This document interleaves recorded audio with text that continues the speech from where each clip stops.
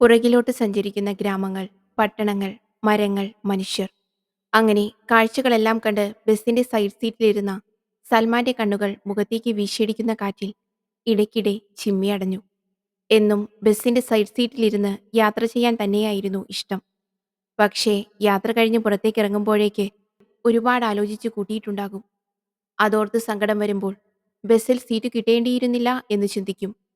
പതിവ് പോലെ തികട്ടി വന്ന ഓർമ്മകൾ മനസ്സിൽ വിങ്ങലുണ്ടാക്കാൻ പോന്നതായിരുന്നു. പതിയെ ചിന്തകളുടെ ലോകത്തിലൂടെ സഞ്ചരിച്ച സൽമാന്റെ മനസ്സിൽ എവിടെയോ ചെറിയൊരു നീറ്റൽ. വളരെ ചെറുപ്പത്തിലെ പ്രാരാബ്ധത്തിന്റെ പടുകുഴിയിലേക്ക് എടുത്തെറിയപ്പെട്ട ആളായിരുന്നു സൽമാൻ.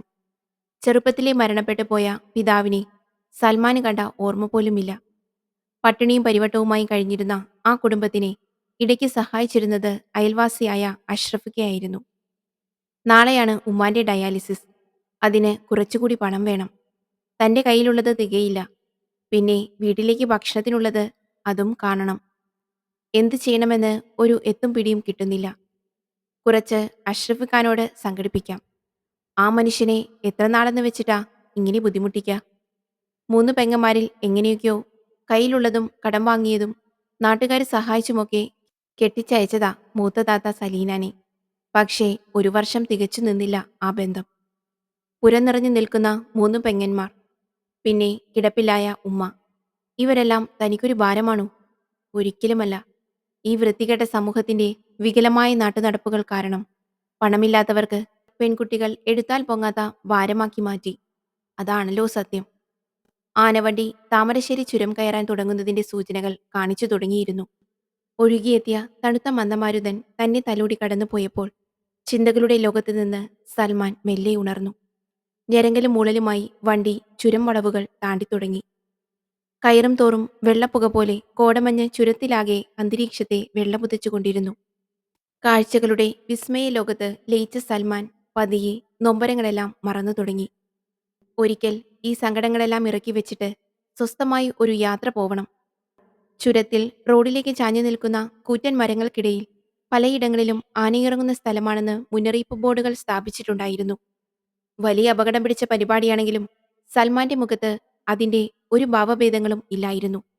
അരയിൽ തിരികെ വെച്ചിരുന്ന 4 ലക്ഷം രൂപ പലപ്പോഴും ഇരുത്തത്തിന് ചെറിയ ബുദ്ധിമുട്ടുണ്ടാക്കി. വാർപ്പ് പണിക്ക് പോകാറുണ്ടായിരുന്ന സൽമാന് അന്നത്തെ ദിവസം നിർഭാഗ്യങ്ങളുടേതായിരുന്നു. രാവിലെ ഉമ്മാക്ക് അസുഖം കൂടി. പിന്നീട് കുറഞ്ഞെങ്കിലും രാവിലെ പണിക്കിറങ്ങാൻ വൈകി. അതുകാരണം അന്ന് ജോലിക്ക് എത്തിച്ചേരാൻ സാധിച്ചില്ല. ഇന്നും ജോലിക്ക് പോയില്ലെങ്കിൽ നാളത്തെ കാര്യങ്ങൾക്കുള്ള പണം കണ്ടെത്താൻ വലിയ ബുദ്ധിമുട്ടാകും. അങ്ങനെ ചിന്തിച്ചിരിക്കുമ്പോഴാണ് അഷ്റഫ് ഖാനെ വിളിച്ചത്. ചെറിയ രീതിയിൽ ഗൾഫിൽ നിന്നും വരുന്ന പണം അവരുടെ കുടുംബങ്ങളിൽ എത്തിച്ചു കൊടുക്കുന്ന ഒരിടപാടുണ്ടായിരുന്നു പുള്ളിക്ക്. കുഴൽപ്പണം. ഇടയ്ക്ക് ജോലിയില്ലാത്ത ദിവസങ്ങളിൽ ഈ ക്യാഷ് കൊണ്ടു കൊടുക്കാൻ പോകാറുണ്ടായിരുന്നു. പക്ഷേ അഷ്റഫിക്കാക്ക് സൽമാനെ ഈ ജോലി ഏൽപ്പിക്കാൻ ഇഷ്ടമില്ല. എന്നാലും അവൻ എന്തെങ്കിലുമൊക്കെ പറഞ്ഞ് വീണ്ടും പോവും. സൽമാന് പണം അത്യാവശ്യമായിരുന്നു. അതുപോലെ അഷ്റഫിക്കയോടുള്ള തീർത്താൽ തീരാത്ത കടപ്പാടും. പതിവ് പോലെ അഷ്റഫിക്കയുടെ വീട്ടിലെത്തി 6 ലക്ഷം രൂപയുമായി സൽമാൻ യാത്രയായി. രണ്ടുപേരുടെ അഡ്രസ്സ് അഷ്റഫിക്ക കൊടുത്തിരുന്നു. മുക്കം എന്ന സ്ഥലത്ത് 2 ലക്ഷവും ബാക്കി 4 ലക്ഷം വയനാട് തരിയോട് സ്വദേശിയായ ഒരു മനുഷ്യനും കൊടുത്തേൽപ്പിക്കാനായിരുന്നു നിർദ്ദേശം. ഉച്ചയ്ക്ക് മുമ്പേ മുക്കത്തെത്തി കടലാസിൽ എഴുതിവെച്ച ഫോണിൽ വിളിച്ച് പണം അവിടെ ഏൽപ്പിച്ചു. അവിടുന്ന് നേരെ കൽപ്പറ്റ ബസ്സിൽ കയറി. ഇനിയൊരു വീട്ടിൽ കൂടി പണമേൽപ്പിച്ചാൽ ഇന്ന് രാത്രി തന്നെ തിരിച്ചു വീട്ടിലെത്താം. ചെങ്കുത്തായ മലനിരകൾക്കിടയിലൂടെ വളഞ്ഞു പൊളഞ്ഞു നിൽക്കുന്ന കൊടും വളവുകൾ താണ്ടി സഹ്യന്റെ മടിത്തട്ടിലൂടെ ആനവണ്ടി തലയെടുപ്പോടെ വൈത്തിരിയിലെത്തി. ഇനിയും ഒത്തിരി ദൂരം താണ്ടാനുണ്ട്. റോഡിനിരുവശങ്ങളിലും മരങ്ങൾ തണലേകിയ ഗ്രാമാന്തരങ്ങളിലൂടെ ഡ്രൈവർ ആനവണ്ടിയുമായി കുതിച്ചു. കൽപ്പറ്റ സ്റ്റാൻഡിലെത്തിയപ്പോൾ സമയം 2 മണി. ഇനി അടുത്ത ബസ് കയറുന്നതിന് മുമ്പായി ഭക്ഷണം കഴിക്കണം. സൽമാന് നന്നായി വിശന്നു തുടങ്ങിയിരുന്നു. സ്റ്റാൻഡിൽ കണ്ട ഒരു സാധാരണ ഹോട്ടലിൽ കയറി സൽമാൻ ഭക്ഷണം കഴിച്ചു. പടിഞ്ഞാറേ തറയിലേക്കുള്ള ബസ് സ്റ്റാൻഡിലുണ്ടായിരുന്നു. അതിനകത്തേക്ക് കയറി സീറ്റ് പിടിച്ച അവൻ തീർത്തും അക്ഷമനായിരുന്നു. 10 മിനിറ്റ് കഴിഞ്ഞാണ് ഡ്രൈവർ വണ്ടിയെടുത്തത്. ചെറിയ രീതിയിൽ മയക്കം വന്നു തുടങ്ങിയിരുന്നു. ചുമന്ന മണ്ണിനടിയിലൂടെ കറുത്ത നിറത്തിൽ ടാറിട്ട റോഡിനിരുവശങ്ങളും തണൽ വിരിച്ച് ഭംഗിയുള്ള മരങ്ങൾ നിലകൊള്ളുന്നു. സ്വസ്ഥമായ ഗ്രാമാന്തരീക്ഷങ്ങളിലെ ചെറിയ ബസ് സ്റ്റോപ്പുകളിൽ നിന്നെല്ലാം സ്ത്രീകളും കുട്ടികളുമടക്കം ധാരാളം യാത്രക്കാർ കയറി. കുറച്ചു സമയത്തിനകം തന്നെ ബസ്സിൽ ഭയങ്കര തിരക്കായി. സൽമാൻ പോക്കറ്റിൽ നിന്നും അഷ്റഫ് ക കൊടുത്ത കുറിപ്പെടുത്തു. അതിൽ തനിക്കിറങ്ങേണ്ട സ്ഥലം എഴുതി വെച്ചിരുന്നു. തരിയോട്. പണം ഏൽപ്പിക്കേണ്ട ആളുടെ പേര് സലാം. താഴെ അയാളുടെ 2 മൊബൈൽ നമ്പറും കൊടുത്തിട്ടുണ്ട്. ടിക്കറ്റ് എടുത്ത സൽമാൻ തരിയോടെത്തിയാൽ പറയാൻ വേണ്ടി കണ്ടക്ടറെ പറഞ്ഞേൽപ്പിച്ചു. പതിയെ ചിന്തകളിലാണ്ടുപോയ സൽമാന് ബസ്സിലെന്തോ ബഹളം നടക്കുന്നത് കേട്ട് മുന്നോട്ട് നോക്കി. മെല്ലെ അടുത്തിരുന്ന ആളെ തോണ്ടി വിളിച്ചു. എന്താ സംഭവം? മുന്നോട്ട് തന്നെ നോക്കിക്കൊണ്ട് അയാൾ പറഞ്ഞു. പോക്കറ്റടിയാ. ഒരാളുടെ പേഴ്സ് നഷ്ടപ്പെട്ടിട്ടുണ്ട്. പക്ഷേ ആരാണ് എടുത്തതെന്ന് അയാൾ കണ്ടില്ല. ആരോ പുറകിൽ നിന്ന് വിളിച്ചു പറയുന്നുണ്ടായിരുന്നു. വണ്ടി നേരെ പോലീസ് സ്റ്റേഷനിലേക്ക് പോട്ടെ. അവര് തപ്പിയ ആളെ കിട്ടും. അത് ശരിയാണെന്ന് സൽമാനും തോന്നി. പെട്ടെന്നാണ് അവന് അതിലെ അപകടം മണത്തത്. പോലീസ് സ്റ്റേഷനിലെത്തി എല്ലാവരെയും തപ്പിയാൽ തന്റെ കയ്യിലുള്ള 4 ലക്ഷം കുഴൽപ്പണം കടത്താൻ ശ്രമിച്ചതിന് താൻ അകത്താകും. പതിയെ അഷ്റഫ് ഖാനെയും പോലീസ് പൊക്കും. തന്റെ കുടുംബത്തിന്റെ കാര്യം എല്ലാവരും കൂടി കൂട്ട് ആത്മഹത്യ ചെയ്യേണ്ടി വരും. പതിയെ സൽമാന്റെ കണ്ണുകളിൽ ഇരുട്ട് കയറി തുടങ്ങി. എന്തു ചെയ്യണമെന്ന് ഒരെത്തും പിടിയും കിട്ടുന്നില്ല. അവസാനം വണ്ടി പോലീസ് സ്റ്റേഷനിലേക്ക് വിടാൻ തന്നെ തീരുമാനിച്ചു. അടുത്ത 2 സ്റ്റോപ്പ് കഴിഞ്ഞാൽ പോലീസ് സ്റ്റേഷൻ എത്തും. അതുവരെ വാഹനത്തിൽ നിന്നും ആരും ഇറങ്ങരുതെന്നും എല്ലാവരും സഹകരിക്കണമെന്നും കണ്ടക്ടറുടെ നിർദ്ദേശം. എന്തെങ്കിലും ഉടനെ ചെയ്തേ പറ്റൂ. സൽമാന് സീറ്റിൽ ഇരിപ്പുറക്കുന്നില്ല. അവൻ മെല്ലെ സീറ്റിൽ നിന്ന് എഴുന്നേറ്റു. പുറകിലേക്ക് തിരക്കിനിടയിലൂടെ പതിയെ നടന്ന സൽമാൻ പുറകിലെ സീറ്റിനടുത്ത് നിലയുറപ്പിച്ചു. ഏതെരണം കെട്ടവനാണാവോ താൻ കയറി ഈ ബസ്സിൽ തന്നെ വന്ന് പോക്കറ്റടിച്ചത്. മനസ്സിൽ മുറുമുറുത്തുകൊണ്ട് അവൻ ബസ്സിൽ ചുറ്റുപാടും ആളുകളെ വീക്ഷിച്ചുകൊണ്ടിരുന്നു. നീല ജീൻസ് ധരിച്ച് ഉയരം കൂടിയ പരാതിക്കാരൻ അക്ഷമനായിക്കൊണ്ട് കണ്ടക്ടറോട് എന്തൊക്കെയോ സംസാരിക്കുന്നുണ്ട്. സൽമാന് എന്തു ചെയ്യണമെന്ന് ഒരു നിശ്ചയവും ഉണ്ടായിരുന്നില്ല. രക്ഷപ്പെട്ടേ പറ്റൂ. ബസ്സിനൽപ്പം വേഗത കൂടിക്കൂടി വരുന്നു. ബസ്സിൽ എല്ലാവരും പരസ്പരം സംശയദൃഷ്ടിയോടെ എല്ലാവരെയും നോക്കുന്നു. പെട്ടെന്ന് ബസ് സഡൻ ബ്രേക്ക് ഇട്ട് നിർത്തി. പിടിച്ചു നിൽക്കാത്ത പല ആളുകൾക്കും മുന്നിലേക്ക് വീണു വീണില്ല എന്ന മട്ടിൽ ബാലൻസ് ചെയ്തു നിന്നു. ഏതോ ഒരു ബൈക്കുകാരൻ മുന്നിലേക്ക് വന്നതാ. ഡ്രൈവർ അയാളെ കുറേ ചീത്ത വിളിച്ചു. ഇത് തന്നെ തക്കം. പുറകിലെ ഡോർ തുറന്ന് സൽമാൻ ഓടിയതും ബസ് മുന്നിലേക്കെടുത്തതും ഒരുമിച്ചായിരുന്നു. ബസ്സിൽ ആരൊക്കെയോ വിളിച്ചു പറയുന്നുണ്ടായിരുന്നു. കള്ളൻ, കള്ളൻ. ബഹളം കേട്ട് ബസ് കുറച്ചു മുൻപിലായി വീണ്ടും നിർത്തി. അപ്പോഴേക്കും സൽമാൻ ബഹുദൂരം പിന്നിട്ട് കഴിഞ്ഞിരുന്നു. എന്നാലും കുറെ ആളുകൾ പുറകെ ഓടി. റോഡിന് ഇടതുവശത്തുള്ള മരങ്ങൾക്കിടയിലൂടെ കുറ്റിക്കാടുകൾ കവച്ചു വെച്ച് അവൻ അതിവേഗം ഓടി.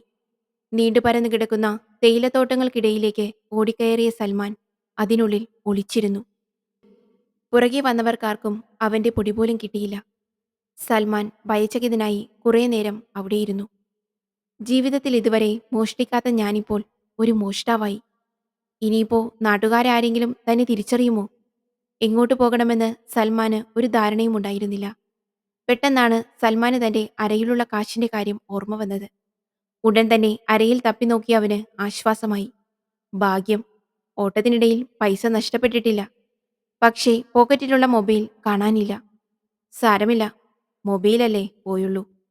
അത് പിന്നെയും സംഘടിപ്പിക്കാം. എത്രയും പെട്ടെന്ന് ഈ പണം സലാം എന്ന വ്യക്തിയെ ഏൽപ്പിക്കണം.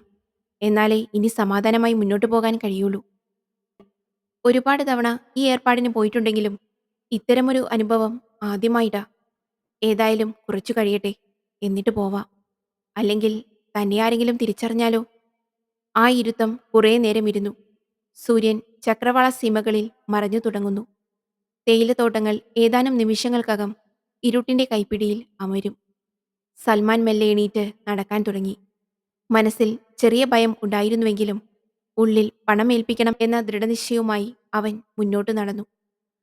തേയിലത്തോട്ടം കഴിഞ്ഞ് മുന്നോട്ടു നടന്ന സൽമാന് വന്ന വഴി ഒരു നിശ്ചയവുമില്ലായിരുന്നു. എന്നാലും ഒരു ഊഹം വെച്ച് കൊഴിഞ്ഞു വീണ പഴുത്തിലകൾ പാകിയ നടവഴിയിലൂടെ സൽമാൻ റോഡ് ലക്ഷ്യമാക്കി നടന്നു. ഏതായാലും ഊഹം തെറ്റിയില്ല. കുറച്ചു മുൻപിലായി വളഞ്ഞു പൊളഞ്ഞു പോകുന്ന റോഡ് കാണാം. ദൂരെ നിന്ന് ഒരു ജീപ്പ് വരുന്നുണ്ട്. ഓടിപ്പോയി അതിനു കൈ കാണിച്ചു. ജീപ്പ് റോഡിന്റെ വശത്തേക്ക് ഒതുക്കി നിർത്തി. കുറച്ച് യാത്രക്കാരുമായി വന്ന ജീപ്പിന്റെ ഡ്രൈവർ സൽമാന്റെ മുഖത്തേക്ക് നോക്കി. എങ്ങോട്ടാ? സൽമാൻ ഡ്രൈവറുടെ അടുത്തേക്ക് നീങ്ങി നിന്നു. തരിയോട്. അയാൾ പുറകിലേക്ക് കൈ ചൂണ്ടി. എന്നാ കയറിക്കോ. സൽമാൻ ഓടി പുറകിൽ സീറ്റ് പിടിച്ചു. ജീപ്പിൽ അധികം യാത്രക്കാർ ഉണ്ടായിരുന്നില്ല. ചുറ്റുപാടും ഇരുട്ട് പടർന്നിരുന്നു. ജീപ്പ് അതിവേഗം റോഡിലൂടെ കുതിച്ചു. എതിരെ വരുന്ന വാഹനങ്ങളുടെ വെളിച്ചം ഇടയ്ക്ക് കണ്ണിലേക്ക് തുളച്ചു കയറുന്നു. എത്രയും പെട്ടെന്ന് കയ്യിലുള്ള പണം അയാളെ ഏൽപ്പിക്കണം. സൽമാന് ജീപ്പിൽ ഇരിപ്പുറയ്ക്കുന്നുണ്ടായിരുന്നില്ല. ആരെങ്കിലും തന്നെ തിരിച്ചറിഞ്ഞാൽ അതോടെ കഴിഞ്ഞു. താമസിയാതെ ജീപ്പ് തരിയോടെത്തി. പൈസ കൊടുത്ത് ജീപ്പിൽ നിന്നിറങ്ങിയ സൽമാൻ നേരെ അവിടെയുള്ള ഒരു കടയിലേക്ക് കയറി. ചേട്ടാ, ഒരു സോഡ. ഇവിടെ ഒരു ഫോൺ ചെയ്യാൻ സൗകര്യമുണ്ടോ? കടയിലുണ്ടായിരുന്ന ഒരു പ്രായം ചെന്ന ചേട്ടൻ ഫ്രിഡ്ജിൽ നിന്ന് ഒരു സോഡയെടുത്ത് പൊട്ടിച്ച് സൽമാന് നേരെ നീട്ടി. അതാ, ആ മുന്നിൽ കാണുന്ന കോയിൻ ബോക്സിൽ നിന്ന് വിളിച്ചോളൂ. സൽമാൻ സോഡ കുടിച്ചുകൊണ്ട് നേരെ പോയി ഫോണെടുത്തു. 1 രൂപ കോയിൻ നിക്ഷേപിച്ചു. കീശയിൽ നിന്ന് കുറിപ്പെടുത്ത് സലാം എന്ന വ്യക്തിയുടെ നമ്പർ ഡയൽ ചെയ്തു. അയാളുടെ 2 നമ്പറും സ്വിച്ച് ഓഫ്. അവൻ അക്ഷമനായി തലചൊറിഞ്ഞുകൊണ്ട് കടയിലുള്ള ചേട്ടനോട് അഡ്രസ് അന്വേഷിച്ചു. മുന്നിലേക്ക് ചൂണ്ടിക്കൊണ്ട് അയാൾ പറഞ്ഞു, അതാ, ആ പോകുന്ന ആളുടെ കൂടെ പോയാൽ മതി. സൽമാൻ ഓടിച്ചെന്ന് ആ ചേട്ടൻ ചൂണ്ടിയ ആളോട് വിവരം തിരക്കി. അയാൾ സൽമാന്റെ മുഖത്തേക്ക് സൂക്ഷിച്ചു നോക്കി. നീ അന്വേഷിക്കുന്ന സലാം എന്ന വ്യക്തി എന്റെ വീടിനടുത്തുള്ള ആൾ തന്നെയാണെന്ന് തോന്നുന്നു. ഇവിടെ ആർക്കും അയാളെ വലിയ പരിചയമൊന്നുമില്ല. ഇയാൾ ഇവിടെ വന്ന് താമസമാക്കിയിട്ട് അധികകാലം ആയിട്ടില്ല. ഉച്ച കഴിഞ്ഞ് മറ്റൊരാളുടെ കൂടെ സലാം വീട്ടിലേക്ക് പോകുന്നത് ഞാൻ കണ്ടതാണ്. മിക്കവാറും അവിടെ തന്നെ കാണും. വാ, ഞാൻ കാണിച്ചു തരാം. സൽമാൻ അയാളുടെ കൂടെ നടന്നു. മോന്റെ പേരെന്താ? ആ ചോദ്യത്തിൽ സൽമാൻ ചെറിയൊരു ആശയക്കുഴപ്പത്തിലായി. ഇന്ന് നടന്ന സംഭവങ്ങളൊക്കെ വച്ചു നോക്കുമ്പോൾ തന്നെക്കുറിച്ചുള്ള യഥാർത്ഥ വിവരങ്ങൾ പറയാതിരിക്കുന്നതാണ് ബുദ്ധി. അടുത്ത ചോദ്യം വരുന്നതിന്റെ മുൻപായി സൽമാൻ തന്റെ മുന്നിൽ നടക്കുന്ന ആ മനുഷ്യനെ അടിമുടിയൊന്ന് നോക്കി. എന്നിട്ട് പറഞ്ഞു, എന്റെ പേര് ഹനീഫ. കോഴിക്കോട്ട് നിന്നാ വരുന്നത്. എന്റെ മുതലാളി പറഞ്ഞതനുസരിച്ച് ഒന്ന് കാണാൻ വന്നതാ. പക്ഷേ ഇവിടെ എത്തിയപ്പോഴേക്ക് വല്ലാതെ താമസിച്ചു. ആ മനുഷ്യൻ സ്വയം പരിചയപ്പെടുത്താൻ മറന്നില്ല. ഞാൻ കുഞ്ഞബ്ദുള്ള. ഇവിടെ തോട്ടത്തിലാ ജോലി. ഇന്ന് ഇന്നിനി തിരിച്ചു പോകുന്നുണ്ടോ? ഇനി ടൗണിലേക്ക് ബസ്സില്ല. മറ്റു വണ്ടികളും കിട്ടാൻ പ്രയാസമാ. എങ്ങനെയെങ്കിലും ഇന്ന് തന്നെ പോവണം. വീട്ടിൽ ചെന്നിട്ട് കുറെ കാര്യമുള്ളതാ. ഇടുങ്ങിയ നടപ്പാതയിലൂടെ കുഞ്ഞബ്ദുള്ള തെളിച്ച ടോർച്ചിന്റെ വെളിച്ചത്തിൽ അയാളുടെ പിന്നാലെ സൽമാൻ നടന്നു. ആ വഴിക്ക് ഇരുവശവും വീടുകൾ വളരെ കുറവായിരുന്നു. കുറച്ചുകൂടി നടന്നപ്പോൾ ഇടതുഭാഗത്തായി പടർന്ന് പന്തലിച്ചു നിൽക്കുന്ന 2 പ്ലാവിനിടയിലൂടെ കാണുന്ന വീടിന്റെ ഉമ്മറത്ത് ട്യൂബ് ലൈറ്റിന്റെ പ്രകാശം കാണാം. ആ കാണുന്നതാണെന്റെ വീട്. ഇനി ഇവിടുന്ന് നേരെ നോക്കൂ. ആ തോട്ടത്തിനപ്പുറത്തായി കാണുന്ന ആ വെളിച്ചം ശ്രദ്ധിച്ചു. അതാണ് സലാമിന്റെ വീട്. ഞാൻ വരണോ?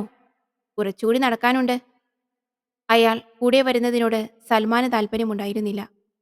വേണ്ടിക്ക, ഞാൻ പൊക്കോളാം. ഇഴജന്തുക്കൾ ധാരാളമുള്ളതാ, ശ്രദ്ധിക്കണം കേട്ടോ. ഈ ടോർച്ച് കൈ വെച്ചോ. പോവുമ്പോ ആ കടയുടെ മുമ്പിൽ വെച്ചാ മതി. കുഞ്ഞബ്ദുള്ളയോട് നന്ദി പറഞ്ഞ് അയാൾ തന്ന ടോർച്ചുമായി സൽമാൻ മുന്നോട്ട് നടന്നു. ടോർച്ചിന്റെ വെളിച്ചത്തിൽ തോട്ടത്തിനിടയിലൂടെയുള്ള വഴി വ്യക്തമായി കാണാമായിരുന്നു. ഈർപ്പമുള്ള മണ്ണിൽ ഉണങ്ങിയ തേയിലച്ചെടികളുടെ ഇലകൾ പാകിയ നടപ്പാതയിലൂടെ മുന്നോട്ട് നടക്കുമ്പോഴും ആ വെളിച്ചം കാണുന്ന വീടിന്റെ രൂപം ഏതാണ്ട് വ്യക്തമായി തുടങ്ങി. ഒരു ചെറിയ ഓടിട്ട വീട്. വെളിച്ചമുള്ളതുകൊണ്ട് ഉള്ളിൽ ആളുണ്ടെന്ന് വ്യക്തം. ഇരുൾമുറ്റിയ പാതയ്ക്ക് ഇരുവശത്തു നിന്നും അവ്യക്തമായ ചില ശബ്ദങ്ങൾ കേൾക്കുന്നുണ്ടെങ്കിലും രാത്രിയാത്രകൾ പതിവായിരുന്നു. സൽമാൻ അതൊന്നും ഗൗനിക്കാതെ കൃത്യമായി ആ വീടിന്റെ മുൻവശത്തെത്തിച്ചേർന്നു. വീടിന്റെ മുൻഭാഗത്തായി തൂണിൽ സ്ഥാപിച്ച കോളിംഗ് ബെല്ലിൽ സൽമാൻ വിരലമർത്തി. അകത്ത് ബെല്ലിന്റെ ശബ്ദം മുഴങ്ങുന്നത് അവന് കേൾക്കാമായിരുന്നു. എന്നാൽ കുറെ സമയമായിട്ടും ഉള്ളിൽ നിന്ന് അനക്കമൊന്നും കേൾക്കാത്തതിനാൽ അക്ഷമനായിക്കൊണ്ട് വീണ്ടും വീണ്ടും അവൻ ബെല്ലിൽ കൈയമർത്തിക്കൊണ്ടിരുന്നു. പുറകിൽ കുറച്ച് ദൂരെയായി തന്നെ കൊണ്ടുവിട്ട കുഞ്ഞബ്ദുള്ളയുടെ വീടൊഴികെ ചുറ്റുപാടും മറ്റു വീടുകളൊന്നുമില്ലായിരുന്നു. സമയം നീണ്ടുപോവുന്നു. ആരും വാതിൽ തുറക്കുന്നില്ല. എന്നു മാത്രമല്ല, ഒരു ചെറിയ അനക്കം പോലും ഉള്ളിൽ നിന്ന് കേൾക്കുന്നുമില്ല. ഉള്ളിൽ വെളിച്ചം കാണുന്ന മുറിയുടെ ജനൽവാതിലിനടുത്തേക്ക് സൽമാൻ നടന്നു. പകുതി തുറന്ന ജനൽവാതിലിനിടയിലൂടെ അവൻ അകത്തേക്ക് കണ്ണോടിച്ചു. പെട്ടെന്ന് ആ മുറിയിലെ ഞെട്ടിക്കുന്ന കാഴ്ച കണ്ട് സൽമാൻ ഭയന്നു വിറച്ചു. കണ്ണുകൾ മുറുക്കിയടച്ചു. ഹൃദയം മരവിപ്പിക്കുന്ന ആ കാഴ്ചയ്ക്കിരയായ അവന്റെ കൈകാലുകൾ തളർന്നു. പേടിച്ചു വിറച്ച സൽമാന്റെ ഹൃദയം പുറത്തേക്ക് കേൾക്കുമാർ ഉച്ചത്തിൽ ഇടിക്കാൻ തുടങ്ങി. വീണ്ടും കണ്ണു തുറന്നു നോക്കിയ സൽമാൻ മുന്നിൽ കണ്ട കാഴ്ച വിശ്വസിക്കാനാവാതെ തരിച്ചു നിന്നു. ഹാളിന്റെ വലത് മൂലയോട് ചേർന്ന് രക്തത്തിൽ കുളിച്ചു കിടക്കുന്ന ഒരു മൃതശരീരം. മുറിയിലാകെ തളം കെട്ടിക്കിടക്കുന്ന രക്തം ട്യൂബ് ലൈറ്റിന്റെ വെളിച്ചത്തിൽ ജ്വലിക്കുന്നു. കമിഴ്ന്നു കിടക്കുന്ന ആ മൃതശരീരത്തിന്റെ കൈകൾ രണ്ടു ഭാഗത്തേക്കായി തറയിൽ മുറുക്കിപ്പിടിച്ച രീതിയിലായിരുന്നു. തന്നെ വാപ്പിളർത്തി വിഴുങ്ങാനെന്നോണം നിൽക്കുന്ന വലിയ ദുരന്തങ്ങളിലാണല്ലോ താനീ അകപ്പെട്ടത് എന്നോർത്ത സൽമാന്റെ ഹൃദയം അതിശക്തിയായി ഇടിക്കാൻ തുടങ്ങി. വീണ്ടും ജനവാതിലിൽ കൂടി അകത്തേക്ക് സൂക്ഷിച്ചു നോക്കിയ സൽമാന് പക്ഷേ കമിഴ്ന്നു കിടന്ന അയാളുടെ മുഖം കാണാൻ സാധിച്ചില്ല. കനത്ത എന്തോ ആയുധം കൊണ്ടുള്ള അടിയേറ്റ് അയാളുടെ തല തകർന്നിരുന്നു. ഷർട്ട് കീറിപ്പറിഞ്ഞ് അതിന്റെ വലിയ ഒരു കഷ്ണം അയാളുടെ തലയുടെ വലത്തുഭാഗത്തായി കാണാം. അതിലും മുഴുവൻ രക്തം പുരണ്ടിരുന്നു. എന്തു ചെയ്യണമെന്നറിയാതെ സൽമാൻ തരിച്ചു നിന്നു. ആദ്യം മോഷണം, പിന്നെ ഇതാ ഒരു കൊലപാതകം കൂടി. തന്റെ തലയിലേക്ക് എത്താനുള്ള രീതിയിലാണ് കാര്യങ്ങളുടെ കിടപ്പുവശം. പോലീസ് അന്വേഷിച്ചാൽ ഇവിടെ അവസാനമായി എത്തിയത് താനാണ്. വഴി ചോദിച്ചതും തന്നെ കൂട്ടിക്കൊണ്ടു വന്നതുമെല്ലാം സാക്ഷിമൊഴികളായി തന്റെ നേർക്ക് തിരിയുമെന്നുറപ്പാണ്. എന്തിനു വേണ്ടി ഇവിടെ വന്നു എന്ന് ചോദിച്ചാൽ, ഈ മരണപ്പെട്ട വ്യക്തിയുമായി തനിക്കെന്ത് ബന്ധം എന്ന് ചോദിച്ചാൽ, പിടിക്കപ്പെട്ടാൽ ചോദ്യങ്ങൾക്കുള്ള ഉത്തരം പറഞ്ഞേ തീരൂ. തന്റെ ഉമ്മ, പെങ്ങന്മാർ ഇവരൊക്കെ താൻ പിടിയിലായാൽ എന്തു ചെയ്യും? പിന്നെ അഷ്റഫിക്ക, ആ മനുഷ്യനും ഇതിന്റെ ഭാഗമാക്കേണ്ടി വരില്ലേ? ജീവിതത്തിൽ ഇന്നുവരെ ഇത്രയും വലിയ പ്രതിസന്ധികളിലൂടെ കടന്നുപോയിട്ടില്ല. സൽമാൻ ഒന്നുകൂടി ആ മൃതദേഹത്തിന്റെ കിടപ്പ് നോക്കി. ഹൃദയം മരവിപ്പിക്കുന്ന ആ കാഴ്ച അധികനേരം കണ്ടു നിൽക്കാനുള്ള ത്രാണി സൽമാൻ ഉണ്ടായിരുന്നില്ല. എത്രയും പെട്ടെന്ന് ഇവിടുന്ന് രക്ഷപ്പെടണം. അതിവേഗം മുന്നിലുള്ള തോട്ടത്തിലൂടെ കയ്യിലുള്ള ടോർച്ച് തെളിച്ച് നടന്നു. പെട്ടെന്ന് തന്നെ തോട്ടം കഴിഞ്ഞുള്ള ഇടവഴിയിലേക്ക് നടന്നുകയറിയ സൽമാൻ കുഞ്ഞബ്ദുള്ളയുടെ വീട്ടിലേക്ക് നോക്കി. ഭാഗ്യത്തിന് പുറത്താരുമില്ല. ചുറ്റുപാടും കേൾക്കുന്ന ശബ്ദങ്ങളെല്ലാം ഇപ്പോൾ സൽമാന്റെ മനസ്സിൽ ഭയത്തിന്റെ വിത്തുകൾ പാകാൻ പോന്നതാണ്. ഇരുട്ടിലൂടെ നോക്കുന്നിടത്തെല്ലാം ആ മനുഷ്യന്റെ ചോരയിൽ കുതിർന്ന ശരീരം ഭയപ്പെടുത്തുന്ന രീതിയിൽ അവിടെയിവിടെയായി ദൃശ്യമാകുന്നു. ഇരുളിന്റെ വന്യനിഗൂഢമായ ഭാവങ്ങൾ മാറിമറയുന്ന ഇടുങ്ങിയ നടപ്പാതയിലൂടെ അതിവേഗം നടന്ന് സൽമാൻ നേരത്തെ പോന്ന കവലയ്ക്ക് സമീപമെത്തി. ഇപ്പോഴും ആ കാഴ്ച അവന്റെ മനസ്സിൽ നിന്ന് പോവുന്നില്ല. ആരായിരിക്കും അത് ചെയ്തിട്ടുണ്ടാവുക? എന്തിനു വേണ്ടിയായിരിക്കും? ഏതായാലും താനിതിൽ അകപ്പെട്ടു കഴിഞ്ഞു.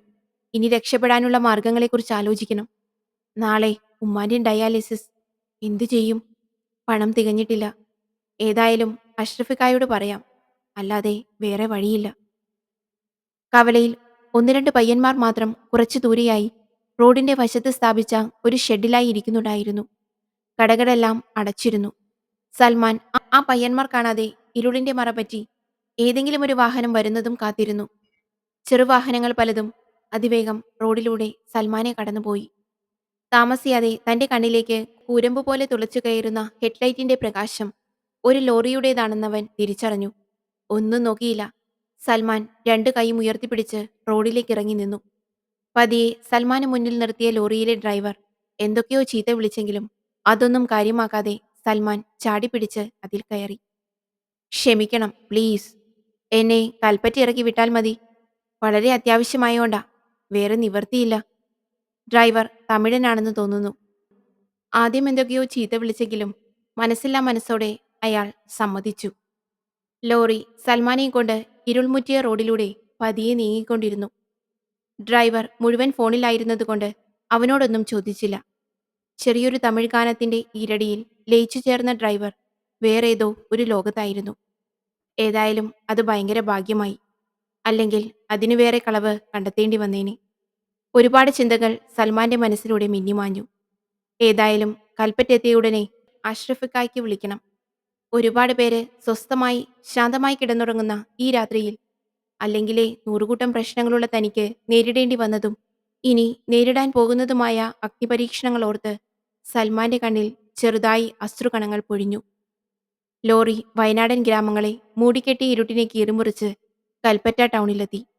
സൽമാൻ അവിടെ ഇറങ്ങി 50 രൂപയെടുത്ത് ലോറി ഡ്രൈവർക്ക് കൊടുത്തു. അയാൾ അത് വാങ്ങി പോക്കറ്റിലിട്ട് ഒന്നും പറയാതെ ലോറിയുമായി യാത്ര തുടർന്നു.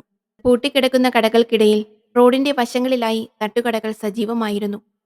തെല്ലൊന്ന് അമാന്തിച്ചെങ്കിലും ശക്തമായ ക്ഷീണം കാരണം തട്ടുകടയിൽ കയറി ഒരു ചായയും ചെറിയ രീതിയിൽ ഭക്ഷണവും കഴിച്ച് ഭക്ഷണത്തിന് പണം കൊടുത്ത ശേഷം സൽമാൻ ഉറങ്ങിക്കിടക്കുന്ന കൽപ്പറ്റ ടൗണിലൂടെ മുന്നോട്ട് നടന്നു. പൂട്ടിക്കിടക്കുന്ന പല കടകൾക്ക് മുന്നിലും തെരുവിന്റെ മക്കൾ സ്വന്തം കിടപ്പുമുറി എന്ന പോലെ സുഖനിദ്രയിലായിരുന്നു. അവരുടെ കിടപ്പ് കണ്ടപ്പോൾ ഒരു നിമിഷത്തേക്ക് തന്റെ പ്രശ്നങ്ങളൊന്നും ഒന്നുമല്ലെന്ന് പോലും സൽമാൻ ചിന്തിക്കാനിടയായി. ഒന്നുമില്ലെങ്കിലും സുഖമായി കയറി കിടക്കാൻ സ്വന്തമായി ഒരു കൂരയെങ്കിലുമുണ്ട്. ഏതോ ഒരു പൂട്ടിയ കടയ്ക്ക് മുന്നിൽ കോയിൻ ബോക്സ് ഫോൺ കണ്ട സൽമാൻ അവിടേക്ക് നടന്നു. പോക്കറ്റിൽ കിടന്ന ₹1 കോയിനെടുത്ത് അഷ്റഫിക്കാന്റെ നമ്പർ ഡയൽ ചെയ്തു. ഫോണെടുത്ത അഷ്റഫിക്ക പരിഭ്രമത്തോടെ ചോദിച്ചു, മോനെ, നിനക്കെന്താ പറ്റിയത്? ഞാനിത്ര വിളിച്ചു. നിന്റെ ഫോൺ ബെല്ലടിക്കുന്നുണ്ട്. പക്ഷെ നീയെന്താ എടുക്കാത്തത്? ഞാൻ ആകെ പേടിച്ചു. അത് പിന്നെ അഷ്റഫിക്ക, എന്റെ ഫോൺ നഷ്ടപ്പെട്ടു. ആകെ വല്ലാത്തൊരവസ്ഥയിലാ അഷ്റഫിക്ക. എന്തു പറ്റി സൽമാനെ നിനക്ക്? കോയിൻ തീരുന്നതിനനുസരിച്ച് ₹1 കോയിനുകൾ നിക്ഷേപിച്ച് അവൻ നടന്ന സംഭവങ്ങളെല്ലാം അഷ്റഫിക്കാനോട് പറഞ്ഞു. എല്ലാം കേട്ട് തരിച്ചു നിന്ന അഷ്റഫിക്ക വിറയ്ക്കുന്ന കരങ്ങളോടെ മൊബൈൽ ഫോൺ ചെവിയോട് കൂടുതൽ ചേർത്ത് വെച്ചു. സൽമാനെ, എല്ലാത്തിനും നമുക്ക് വഴിയുണ്ടാക്കാം. നീ തൽക്കാലം ഇന്നവിടെ എവിടെയെങ്കിലും തങ്ങ്.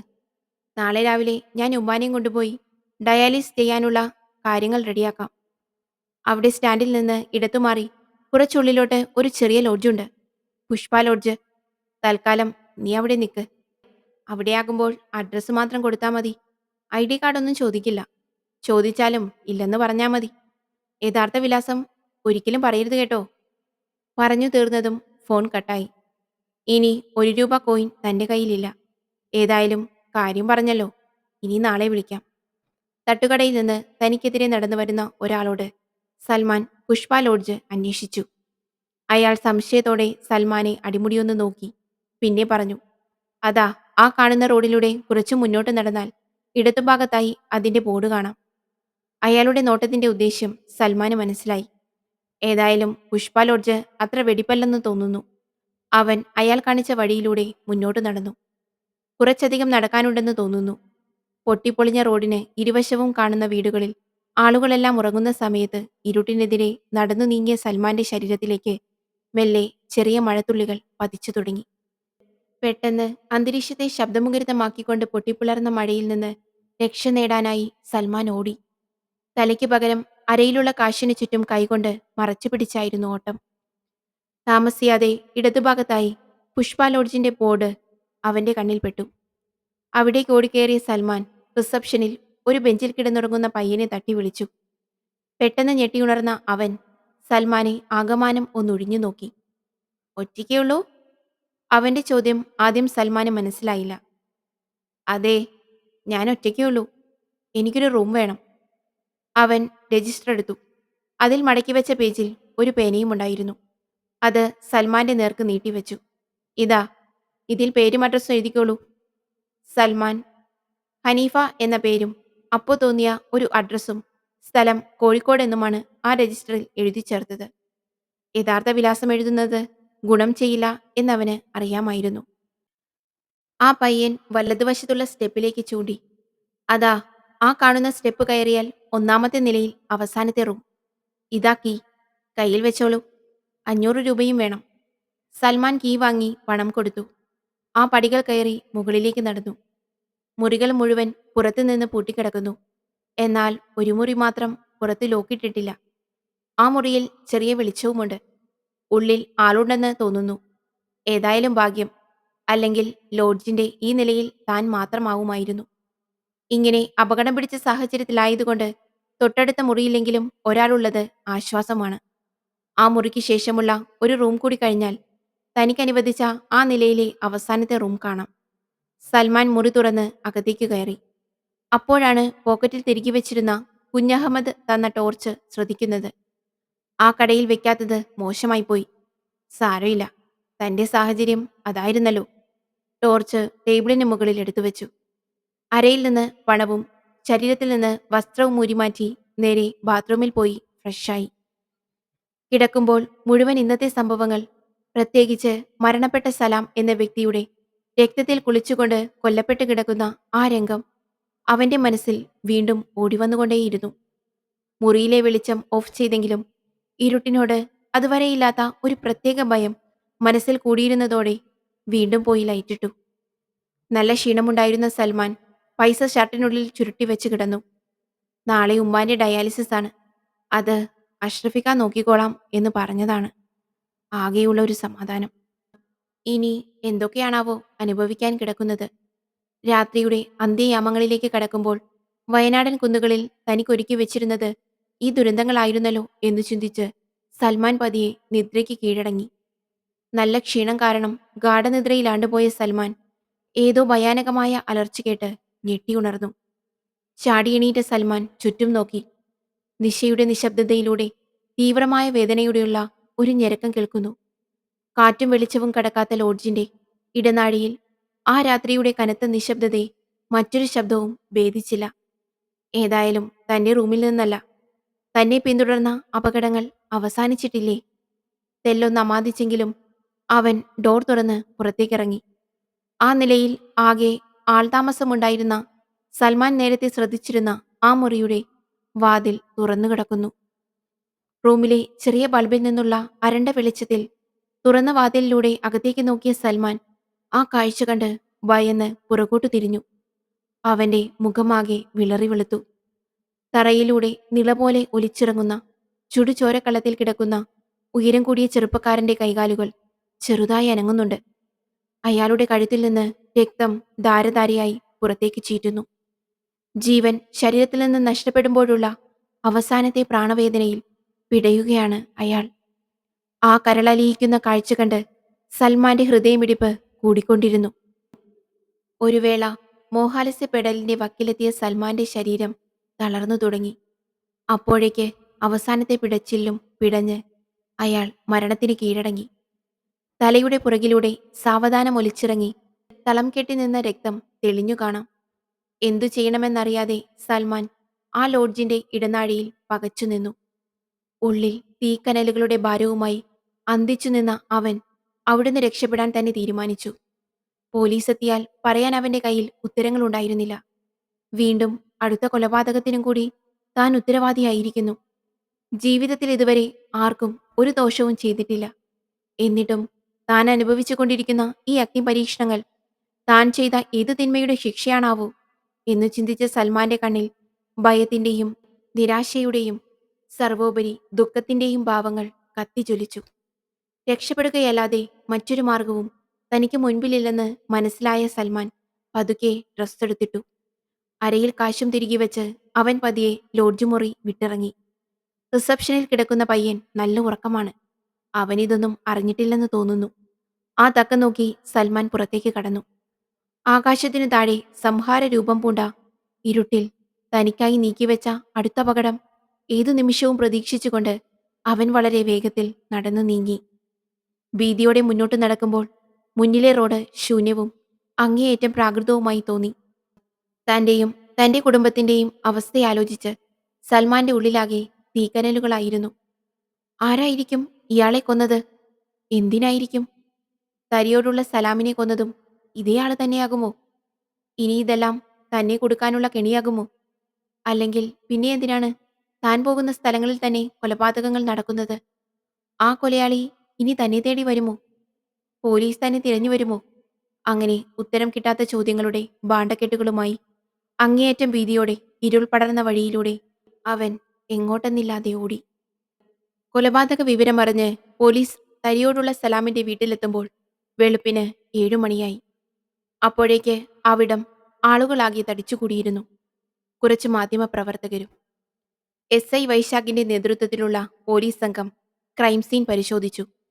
വൈശാഖ് ഈ അടുത്ത് സ്ഥലം മാറ്റം കിട്ടി വയനാട് എത്തിയതാണ്. മലപ്പുറം മേലാറ്റൂർ സ്വദേശി. അതിസമർത്ഥനായ ഒരു പോലീസ് ഉദ്യോഗസ്ഥൻ. ചെറുപ്പക്കാരനാണ്. ഡിപ്പാർട്ട്മെന്റിലെത്തിയിട്ട് അധികകാലമായിട്ടില്ലെങ്കിലും വളരെ കുറഞ്ഞ സമയം കൊണ്ട് പല കേസുകളുടെയും ചുരുളഴിച്ച ശാന്തനായ എന്നാൽ കൂർമ്മബുദ്ധിക്കാരനായ ഒരു ഓഫീസർ. വൈശാഖ് ആ മുറിയും പരിസരവും ബോഡി കിടന്ന സ്ഥലവും നന്നായി നിരീക്ഷിച്ചു. സലാമിന്റെ ബോഡി കമിഴ്ന്നാണ് കിടന്നിരുന്നത്. അയാളുടെ മുഖത്ത് കീറിപ്പറഞ്ഞ ഒരു ഷർട്ട് വെച്ച് മറച്ചിട്ടുണ്ട്. അയാളുടെ വസ്ത്രം, നിലം, ഭിത്തി, കതക് എന്നിവിടങ്ങളിൽ രക്തം കാണപ്പെട്ടു. തലയ്ക്ക് പുറകിലായി കട്ടപിടിച്ചു നിൽക്കുന്ന രക്തം ശക്തമായ അടികൊണ്ട് പറ്റിയ മുറിവിൻ്റേതാണെന്ന് വ്യക്തം. തൊട്ടപ്പുറത്തെ ബെഡ്റൂമിലെ ബെഡ്ഷീറ്റിന് ചുളിവുകളോ മടക്കുകളോ ഇല്ല. ബെഡ്റൂമിലെ സാധനങ്ങളെല്ലാം വളരെ അടുക്കും ചിട്ടയോടെ സ്ഥാനചലനങ്ങളൊന്നും സംഭവിക്കാത്ത തരത്തിൽ സ്ഥിതി ചെയ്യുന്നു. എന്നാൽ ബോഡി കിടക്കുന്ന ഹാളിന്റെയും കിടപ്പുമുറിയുടെയും ഇടയിലുള്ള അടുക്കളയിലേക്ക് തുറക്കുന്ന ഇടുങ്ങിയ ഇടനാഴിയിൽ മൽപ്പിടുത്തം നടന്നതിന്റെ ലക്ഷണങ്ങൾ കാണാം. ഹാളിന്റെ ഇടതുമൂലയിലായി ഒരു ടേബിൾ കാണാം.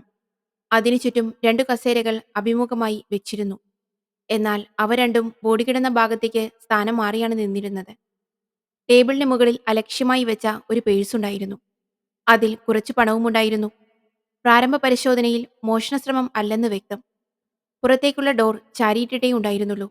എന്നതിന്റെ അർത്ഥം കൃത്യം നടത്തിയ ശേഷം പ്രതി പുറത്തേക്കുള്ള വാതിൽ വഴി രക്ഷപ്പെട്ടിരിക്കാം എന്നതാണ്. അടുക്കളയിൽ കഴിക്കാതെ വെച്ചിരുന്ന തലേന്നത്തെ ആഹാരം കാണാനായി. മുറിയിൽ മറ്റു പ്രത്യേകമായി ഒന്നും കാണാനില്ല. മറ്റു വീടുകളിൽ നിന്ന് അത്യാവശ്യം അകലത്തിൽ ഒരു ചായത്തോട്ടത്തിനപ്പുറത്ത് ഒറ്റപ്പെട്ട് കിടക്കുന്ന വീടായതുകൊണ്ട് തന്നെ അയാൾക്ക് മറ്റുള്ളവരുടെ കണ്ണിൽപ്പെടാതെ കൃത്യം നടത്തി രക്ഷപ്പെടാനായി. അധികം വൈകാതെ ഫോറൻസിക് ടീമെത്തി തെളിവുകൾ ശേഖരിക്കാൻ തുടങ്ങി. അയാളുടെ മുഖം മറച്ചിരുന്ന ഷർട്ട്, രക്തത്തിന്റെ സാമ്പിൾ, വസ്ത്രങ്ങൾ തുടങ്ങിയവ ഫോറൻസിക് ടീം ശേഖരിച്ചു. പരിശോധനകൾ കഴിഞ്ഞ ശേഷം പുറത്തേക്കിറങ്ങിയ വൈശാഖ് ജനക്കൂട്ടത്തിനടുത്തേക്ക് ചെന്നു. ആരാണ് ഈ ബോഡി ആദ്യമായി കണ്ടത്? കൂട്ടത്തിൽ നിന്നും കുറച്ച് പ്രായം ചെന്ന ഒരു മനുഷ്യൻ മുന്നിലേക്ക് വന്നു. ഞാനാണ് സാർ. വൈശാഖ് ആ മനുഷ്യനെ അടിമുടിയൊന്ന് നോക്കി. പൊക്കം കുറഞ്ഞ എന്നാൽ ആരോഗ്യ ദൃഢഗാത്രനായ ഒരു വൃദ്ധൻ. എന്നാൽ നമുക്കൊന്ന് മാറിന്ന് സംസാരിച്ചാലോ? ശാന്തനായ ആ പോലീസ് ഓഫീസറുടെ ചോദ്യത്തിന് അയാൾ തലകുലുക്കി. തീർച്ചയായും. വൈശാഖ് അയാളെയും കൂട്ടി വീടിന് പുറകുവശത്തായി മാറി നിന്നു. നിങ്ങളുടെ പേര്? കുഞ്ഞബ്ദുള്ള എന്നാണ് സാർ. എപ്പോഴാണ് നിങ്ങൾ മരണവിവരം അറിയുന്നത്? നിങ്ങൾ ബോഡി കണ്ട സാഹചര്യം ഒന്ന് നന്നായി വിശദീകരിക്കാമോ? കുഞ്ഞബ്ദുള്ള ചെറിയ പേടിയോടെയാണെങ്കിലും പറഞ്ഞു തുടങ്ങി. സാർ, ഇന്നലെ രാത്രി 9 മണിക്ക് ഒരാൾ കൊല്ലപ്പെട്ട സലാമിനെ അന്വേഷിച്ച് വന്നിരുന്നു. ഹനീഫ എന്നാണ് അയാൾ പേര് പറഞ്ഞത്. കോഴിക്കോട് നിന്ന് അയാളുടെ മുതലാളി പറഞ്ഞതനുസരിച്ച് ഇയാളെ കാണാൻ വന്നതായിരുന്നു. ഞാനാണ് അയാൾക്ക് വഴി കാണിച്ചു കൊടുത്തത്. ഈ തോട്ടത്തിനപ്പുറത്തുള്ള എന്റെ വീടിന്റെ അടുത്തെത്തിയപ്പോൾ ഞാൻ എന്റെ കയ്യിലുള്ള ടോർച്ച് അയാളെ ഏൽപ്പിച്ചു. എന്നിട്ട് വീട് കാണിച്ചു കൊടുത്ത് ഞാൻ എന്റെ വീട്ടിലേക്ക് പോയി. ടോർച്ച് പോകുമ്പോൾ കവലയിലെ കടയിൽ വെക്കാൻ പറഞ്ഞിരുന്നു. ഇന്ന് രാവിലെ നിസ്കരിക്കാൻ പള്ളിയിൽ പോയ ഞാൻ കവലയിലുള്ള കടയുടെ തിണ്ണയിൽ മുഴുവൻ നോക്കിയെങ്കിലും ടോർച്ച് കണ്ടില്ല. നിസ്കാരം കഴിഞ്ഞ് വീട്ടിൽ വന്ന് ചായ കുടി കഴിഞ്ഞ് ഞാൻ സലാമിന്റെ വീട്ടിലേക്ക് ഇറങ്ങി. ഇനിയൊരു പക്ഷേ അവിടെ അയാൾ ടോർച്ച് ഏൽപ്പിച്ചിട്ടുണ്ടാവുമെന്ന് കരുതിയ ഞാൻ ബെല്ലടിച്ചെങ്കിലും വാതിൽ തുറന്നില്ല. അപ്പോഴും മുറിയിൽ ലൈറ്റ് ഓഫ് ചെയ്തിട്ടുണ്ടായിരുന്നില്ല. ഞാൻ ജനവാതിലിനുള്ളിലൂടെ അകത്തേക്ക് നോക്കിയപ്പോൾ സലാം കൊല്ലപ്പെട്ട് കിടക്കുന്ന കാഴ്ചയാണ് കാണാൻ സാധിച്ചത്. അപ്പോൾ തന്നെ ഓടിവന്ന് മൊബൈൽ ഫോൺ എടുത്ത് ഞാൻ സ്റ്റേഷനിലേക്ക് വിളിച്ചു. വൈശാഖ് ആ മനുഷ്യന്റെ കണ്ണുകളിലേക്ക് സൂക്ഷിച്ചു നോക്കി. നിങ്ങൾ അകത്ത് കയറി നോക്കിയില്ലേ? വളരെ പെട്ടെന്ന് തന്നെ കുഞ്ഞബ്ദുള്ള മറുപടി പറഞ്ഞു. ഇല്ല സാർ, ആ കാഴ്ച കണ്ട ഞാൻ ആകെ ഭയന്നിരുന്നു. കണ്ട മാത്രയിൽ തന്നെ അതൊരു കൊലപാതകമാണെന്ന് മനസ്സിലായി. അതുകൊണ്ട് എത്രയും പെട്ടെന്ന് സ്റ്റേഷനിൽ വിവരമറിയിക്കാനാണ് ശ്രമിച്ചത്. ഇത് കേട്ട വൈശാഖ് ദൂരേക്ക് നോക്കി ഒന്നാലോചിച്ചു. എന്നിട്ട് കുഞ്ഞബ്ദുള്ളയുടെ അടുത്തേക്ക് കുറച്ചുകൂടി നീങ്ങി നിന്നു. കൊല്ലപ്പെട്ട സലാമിനെ നിങ്ങൾ അവസാനമായി കണ്ടത് എപ്പോഴാണ്? വൈശാഖിന്റെ ശാന്തമായ പെരുമാറ്റത്തിൽ കുഞ്ഞബ്ദുള്ളയുടെ ഭീതി മാറിയിരുന്നു. ഇന്നലെ ഉച്ച കഴിഞ്ഞ് സലാമും കൂടെ മറ്റൊരാളും കൂടി അയാളുടെ വീട്ടിലേക്ക് കയറിപ്പോകുന്നത് ഞാൻ കണ്ടിരുന്നു. പിന്നീട് അയാളെപ്പോ തിരിച്ചുപോയി എന്നത് ഞാൻ കണ്ടില്ല. സാർ, പുറകിൽ നിന്നുള്ള വിളി കേട്ട് വൈശാഖ് തിരിഞ്ഞു. കോൺസ്റ്റബിൾ അനീഷ് ഓടിക്കിതച്ച് വരുന്നു. സ്റ്റേഷനിൽ നിന്ന് വിളിച്ചിരുന്നു. കൽപ്പറ്റ പുഷ്പ ലോഡ്ജിൽ ഒരാൾ കൊല്ലപ്പെട്ടിട്ടുണ്ട്. എത്രയും പെട്ടെന്ന് അവിടെ എത്താനാണ് നിർദ്ദേശം. വൈശാഖ് അക്ഷമയോടെ തലചൊറിഞ്ഞു. ഒന്നാലോചിച്ച ശേഷം കോൺസ്റ്റബിൾ അനീഷിന് നേരെ തിരിഞ്ഞു. താനിവിടെ ഉണ്ടാവണം. കുഞ്ഞബ്ദുള്ളയുടെ ബാക്കി മൊഴിയെടുത്തിട്ട് അയാളുടെ നമ്പർ വാങ്ങി വെക്കണം. പോസ്റ്റ്മോർട്ടത്തിനുള്ള ഏർപ്പാടുകൾ ചെയ്ത് ബോഡി ഇവിടെ നിന്ന് എടുത്തിട്ടേ സ്റ്റേഷനിലേക്ക് മടങ്ങാവൂ. വൈശാഖും 2 പോലീസ് ഉദ്യോഗസ്ഥരും ഫോറൻസിക് വിദഗ്ധരും ഉടൻ തന്നെ കൽപ്പറ്റ പുഷ്പ ലോഡ്ജ് ലക്ഷ്യമാക്കി പോലീസ് വാഹനത്തിൽ കുതിച്ചു. പുഷ്പ ലോഡ്ജിലെത്തുമ്പോൾ സമയം 10 മണി. റിസപ്ഷനിലുള്ള പയ്യനും ലോഡ്ജിന്റെ ഉടമസ്ഥൻ മാത്യൂസും ലോഡ്ജിന്റെ മുൻവശത്ത് തന്നെ കാത്തു നിൽക്കുന്നുണ്ടായിരുന്നു. അവർ പോലീസ് ഉദ്യോഗസ്ഥരെയും കൂട്ടി 1-ാം നിലയിലെ ബോഡി കിടന്ന റൂമിലേക്ക് ആനയിച്ചു. മുറിയുടെ വാതിൽ തുറന്നാണ് കിടന്നിരുന്നത്. മുറിയുടെ അകത്തേക്ക് പ്രവേശിച്ച വൈശാഖും കൂടെയുള്ള പോലീസുകാരും മുറിയുടെ വലതുവശത്തായി ഭിത്തിയോട് ചേർന്ന് കിടന്നിരുന്ന ബോഡി പരിശോധിച്ചു. മലർന്നു കിടന്നിരുന്ന ബോഡിയുടെ തലഭാഗത്തും അവിടെ നിന്ന് മുറിയുടെ മറ്റുള്ള ഭാഗത്തേക്ക് ഒലിച്ചിറങ്ങിയ രീതിയിൽ രക്തം കട്ടപിടിച്ചു കിടക്കുന്നു. തലയുടെ പിൻഭാഗത്ത് രക്തം തളം കെട്ടി കിടക്കുന്നതിനാൽ അവിടെ മുറിവുണ്ടെന്ന് വ്യക്തം. എന്നാൽ കഴുത്തിൽ കത്തിയോ മറ്റോ മൂർച്ചയുള്ള ആയുധം കൊണ്ടോ കഴുത്ത് അറുത്തിട്ടുണ്ട്. മുറിയിൽ മൽപ്പിടുത്തം നടന്നതിന്റെ ലക്ഷണങ്ങൾ കാണാം. ടേബിളാകെ അലങ്കോലമായിരുന്നു. വാതിലിനോട് ചേർന്ന് വലതുവശത്തെ ഭിത്തിയിൽ കൊല്ലപ്പെട്ട മനുഷ്യന്റെ ഉയരത്തിൽ രക്തം കട്ടപിടിച്ചിരിക്കുന്നു. അവിടെ നിന്ന് തറയിലേക്ക് രക്തം ഒലിച്ചിറങ്ങിയിരുന്നു. മേശവലിപ്പ് തുറന്ന വൈശാഖിന് അയാളുടെ മൊബൈൽ ഫോൺ കിട്ടി. കോൺസ്റ്റബിൾ മോഹനന്റെ കയ്യിൽ മൊബൈൽ ഫോൺ ഏൽപ്പിച്ച് വൈശാഖ് വീണ്ടും മുറി മുഴുവൻ പരതിയെങ്കിലും മറ്റു തെളിവുകളൊന്നും കിട്ടിയില്ല. ഫോറൻസിക് വിദഗ്ധർ സാമ്പിളുകൾ ശേഖരിച്ചു തുടങ്ങി. വൈശാഖ് മുറിവിട്ട് പുറത്തേക്കിറങ്ങി റിസപ്ഷനിലുണ്ടായിരുന്ന പയ്യന്റെ തോളിൽ കൈയിട്ട് അവനെയും കൂട്ടി സ്റ്റെപ്പിനടുത്തേക്ക് നടന്നു. നീയാണോ ബോഡി ആദ്യം കണ്ടത്? അതെ സർ. എന്താ നിന്റെ പേര്? ജോബി. എന്നാ എല്ലാം വിശദമായി പറയൂ ജോബി. മരണപ്പെട്ട ആൾ ആരാണ്? അയാൾ എപ്പോഴാണ് ഇവിടെ റൂമെടുത്തത്? ഇന്നലെ രാത്രി എന്താണ് സംഭവിച്ചത്? അങ്ങനെ നിനക്കറിയുന്നതെല്ലാം. എനിക്ക് അടുത്ത ചോദ്യത്തിനുള്ള അവസരം തരരുത്. പറയാം സാർ. അജിത്ത് എന്നാണ് അയാളുടെ പേര്. ഇന്നലെ രാത്രി 9 മണിക്കാണ് അയാളിവിടെ റൂമെടുത്തത്. ഇടയ്ക്ക് കൽപ്പറ്റ വരുമ്പോൾ അജിത്ത് സ്ഥിരമായി ഇവിടെയാണ് തങ്ങാറ്. ഇന്നലെ വരുമ്പോൾ നന്നായി മദ്യപിച്ചിരുന്നു. എന്നോടൊന്നും പറഞ്ഞില്ല. വന്നപാടെ ഞാൻ അയാൾ സ്ഥിരമായി താമസിക്കുന്ന ആ റൂമിന്റെ കീയെടുത്തു കൊടുത്തു. ഞാൻ രജിസ്റ്ററിൽ എഴുതി ചേർത്തു. ഭക്ഷണം കഴിച്ചു കിടന്നു. 2 ദിവസമായി ഇവിടെ മറ്റാരും താമസമുണ്ടായിരുന്നില്ല. സാധാരണ 10 മണിക്ക് ശേഷം ആരും വരാറില്ല. അതുകൊണ്ട് ഞാൻ നേരത്തെ ഉറങ്ങും. എന്നാൽ ഇന്നലെ രാത്രി 12 മണിക്ക് ശേഷം ഹനീഫ എന്നൊരാൾ ഇവിടെ വന്നു എന്നെ വിളിച്ചുണർത്തി റൂം ചോദിച്ചു. ഞാനപ്പോൾ തന്നെ രജിസ്റ്റർ എടുത്ത് അയാളുടെ ഡീറ്റെയിൽസ് കുറിച്ചെടുത്തു. കോഴിക്കോടാണ് സ്ഥലം പറഞ്ഞത്. അതിനുശേഷം 1-ാമത്തെ നിലയിലെ അവസാനത്തെ റൂമിന്റെ ചാവി അങ്ങേർക്ക് കൊടുത്തു. പൈസയും വാങ്ങിവെച്ചു. കൊല്ലപ്പെട്ട അജിത്തിന്റെയും ഹനീഫയുടെയും റൂമിനിടയിൽ ഒരു റൂം മാത്രമാണ് ഉണ്ടായിരുന്നത്. അതടക്കം ഈ ലോഡ്ജിലെ മറ്റെല്ലാ മുറികളും കാലിയായിരുന്നു. വൈശാഖ് അവനെയും കൊണ്ട് സ്റ്റെപ്പ് ഇറങ്ങി റിസപ്ഷനിലെത്തി. അപ്പോ ജോബിയുടെ കയ്യിൽ ഈ ഹനീഫയുടെയും കൊല്ലപ്പെട്ട അജിത്തിന്റെയും ID പ്രൂഫ് കാണണം അല്ലേ? ചെറിയൊരു ഇടർച്ചയോടെ ജോബി പറഞ്ഞു. ഇല്ല സാർ. പരിചയമുള്ള ആളുകളെ കണ്ടാൽ ഞങ്ങൾ ID പ്രൂഫ് ചോദിക്കാറില്ല. ഇന്നലെ ഉറക്കത്തിനിടയിലായതുകൊണ്ട് ഹനീഫയുടെ ID പ്രൂഫ് ചോദിക്കാൻ ഞാൻ വിട്ടുപോയി. വൈശാഖ് റിസപ്ഷനിലെ രജിസ്റ്റർ എടുത്ത് കണ്ണോടിച്ചു. ഉണ്ടാവില്ലെന്ന് എനിക്കറിയാം.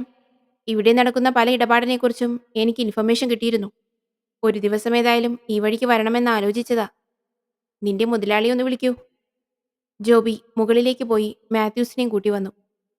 വൈശാഖ് അപ്പോഴും രജിസ്റ്ററിൽ പേജുകൾ മറിച്ച് പരതുകയായിരുന്നു.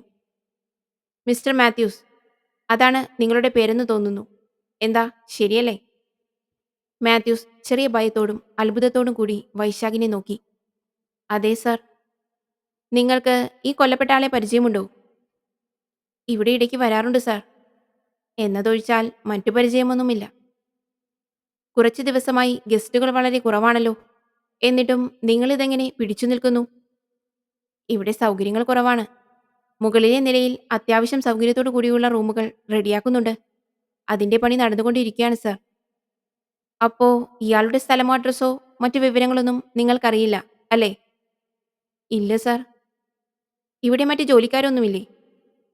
ക്ലീനിങ്ങിനായി ഇവിടെ അടുത്തുള്ള ഒരു സ്ത്രീ വരാറുണ്ട്. അവർ ആഴ്ചയിൽ 2 പ്രാവശ്യം മാത്രമേ വരൂ. ഇന്നലെ ക്ലീൻ ചെയ്തതുകൊണ്ട് ഇനി 2 ദിവസം കഴിഞ്ഞ് നോക്കിയാൽ മതി. വൈശാഖ് ഭിത്തിയോട് ചേർന്ന് നഖം കടിച്ചുകൊണ്ടിരുന്ന ജോബിയുടെ മുഖത്തേക്ക് നോക്കി. ജോബി, എപ്പോഴാണ് ഇയാൾ കൊല്ലപ്പെട്ട വിവരം നീ അറിയുന്നത്? ഇന്ന് രാവിലെ 9 മണിക്കാണ് സർ. ചായകുടി കഴിഞ്ഞ് മുകളിൽ വെച്ച വേസ്റ്റ് ബോക്സ് മാറ്റാൻ വേണ്ടി പോയതാ. അപ്പോഴാ ആ 2 മുറിയും തുറന്ന നിലയിൽ കണ്ടത്. ബോഡി കണ്ടപാടെ ഹനീഫ താമസിച്ചിരുന്ന റൂമിലും ഞാൻ നോക്കി. അയാളെ അവിടെ എവിടെയും കണ്ടില്ല. അപ്പോൾ തന്നെ മുതലാളിയെ വിളിച്ചു. അദ്ദേഹം പോലീസിനെയും വിളിച്ചു. വൈശാഖ് രജിസ്റ്റർ താഴെ വെച്ചു. അപ്പോൾ നമുക്ക് ഹനീഫ താമസിച്ചിരുന്ന മുറി കൂടി പരിശോധിക്കണം അല്ലേ? വീണ്ടും കോണിപ്പടികൾ കയറി 1-ാമത്തെ നിലയിലെ തുറന്നുകിടക്കുന്ന അവസാനത്തെ മുറിയിലേക്ക് പ്രവേശിച്ചു. മുറിയുടെ വലതുവശത്തായി ഉണ്ടായിരുന്ന ടേബിളിൽ ഒരു ടോർച്ച് വൈശാഖിന്റെ ശ്രദ്ധയിൽപ്പെട്ടു. മറ്റൊന്നും അവിടെ നിന്ന് കണ്ടെടുക്കാനായില്ല. കോൺസ്റ്റബിൾ മോഹനന്റെ കയ്യിൽ ടോർച്ച് ഏൽപ്പിച്ചതിനു ശേഷം ഓടികിടന്ന റൂമിലേക്ക് ഒന്നുകൂടി ചെന്ന വൈശാഖ് അവിടെയാകെ ഒന്നുകൂടി കണ്ണോടിച്ചു. പരിശോധന കഴിഞ്ഞെങ്കിൽ ബോഡി നമുക്ക് പോസ്റ്റ്മോർട്ടത്തിന് അയക്കാം. വല്ലാതെ വൈകണ്ട. മുകളിലെ നിലയിൽ മെയിൻ്റനൻസ് വർക്ക് നടക്കുന്ന റൂമുകളും പിന്നീട് ലോഡ്ജിന്റെ ടെറസിന്റെ മുകളിലും വൈശാഖ് ചെന്ന് വിശദമായി പരിശോധിച്ചു. എന്നാൽ പ്രധാന വാതിലിലൂടെയല്ലാതെ മറ്റൊരു രീതിയിലും ലോഡ്ജിനകത്തേക്ക് കയറാനുള്ള മാർഗമൊന്നും കണ്ണിൽപ്പെട്ടില്ല. ടെറസിന്റെ മുകളിലേക്കുള്ള വാതിൽ ലോക്കായിരുന്നു. ജോബിയുടെ കയ്യിൽ നിന്ന് കീ വാങ്ങിയിട്ടാണ് ആ വാതിൽ തുറന്നത്. അതിനാൽ ആ വഴിയും അകത്തേക്ക് കടക്കുക സാധ്യമല്ല. കോൺസ്റ്റബിൾ മോഹനനെ അവിടെ നിർത്തിയതിനു ശേഷം വൈശാഖ് പുറത്തേക്കിറങ്ങി. ജോബിയും മാത്യൂസും റിസപ്ഷനടുത്തു തന്നെ നിൽക്കുന്നുണ്ടായിരുന്നു. നിങ്ങളുടെ രണ്ടുപേരുടെയും നമ്പർ കോൺസ്റ്റബിളിനെ ഏൽപ്പിക്കണം. വിളിപ്പിച്ചാൽ ഉടൻ സ്റ്റേഷനിലേക്ക് വരണം. ജോബിയും മാത്യൂസും തലയാട്ടി. ശരി സർ. ആദ്യ കൊലപാതകം നടന്ന വീട്ടിൽ കാര്യങ്ങൾ ഏൽപ്പിച്ചു പോന്ന കോൺസ്റ്റബിൾ അനീഷിനെ വൈശാഖ് ഫോണിൽ വിളിച്ച് സ്ഥിതിഗതികൾ ചർച്ച ചെയ്തു. സലാമിന്റെ ബോഡി പോസ്റ്റ്മോർട്ടത്തിന് കൊണ്ടുപോയി എന്ന് അനീഷ് SI വൈശാഖിനെ അറിയിച്ചു. എവിടേക്കാണ് ഈ ഓട്ടം? സൽമാൻ അറിയില്ല. ലക്ഷ്യമില്ലാതെ എങ്ങോട്ടെന്നില്ലാതെ യാത്ര ചെയ്ത് സുൽത്താൻ ബത്തേരിയിലെത്തിയ സൽമാന് എങ്ങോട്ട് പോവണമെന്ന് ഒരു നിശ്ചയവും ഉണ്ടായിരുന്നില്ല. 2 കൊലപാതകങ്ങൾ, രണ്ടിനും തെളിവുകളെല്ലാം തനിക്കെതിരെ തിരിഞ്ഞിരിക്കുന്നു. ഈ സാഹചര്യത്തിൽ താനിനി എന്തു ചെയ്യും? പ്രിയ കൂട്ടുകാരെ, ഈ കഥയുടെ അവസാന ഭാഗം അടുത്ത ദിവസം വരുന്നതായിരിക്കും. കഥ നിങ്ങൾക്ക് ഇഷ്ടമാകുന്നുണ്ടെങ്കിൽ ചാനലൊന്ന് സബ്സ്ക്രൈബ് ചെയ്യണേ. കൂടെ ഒരു ലൈക്കും കൂടി. Thank you.